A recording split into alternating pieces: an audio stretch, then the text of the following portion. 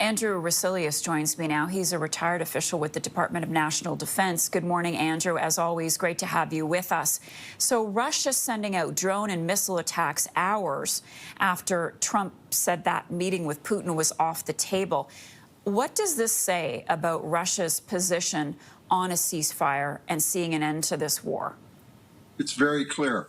Lavrov made the point yesterday to Rubio that basically the Russians will not accept a situation where they have to agree to a ceasefire prior to negotiations. The Russian position is the exact opposite.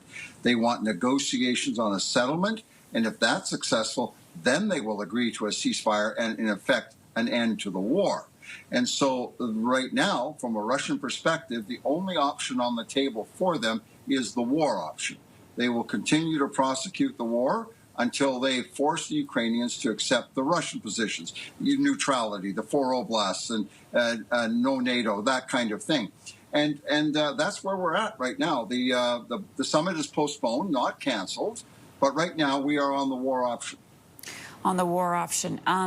Trump is motivated to end this war. Of course, he campaigned on it during the election, but he doesn't want a wasted meeting, he says. So what does this tell you about Trump's position now on Putin and how much it's changed or evolved over these past couple of months, even since they met in Alaska? I think Trump has realized that his amount of leverage over Putin is perhaps not as strong as he thought it might be, because in Alaska, this is an old talk back from the summer. In Alaska, it was supposed to be ceasefire first, then negotiations. Putin changed Trump's mind. And then we flip-flopped a number of times since then, including last week. So the point is that I think Trump is sort of kind of putting up his hands now, saying there's not much he can do. He's going to kind of take a pause, do other things, and wait for the war to determine the dynamics and see where we go. Zelensky has not given up on his ask for Tomahawk weapons. Do you think that what we've seen overnight, that Trump might change his mind on that? And why has Trump been hesitant to provide that weaponry to Ukraine? Trump may always change his mind. But the issue here is the numbers of missiles as well.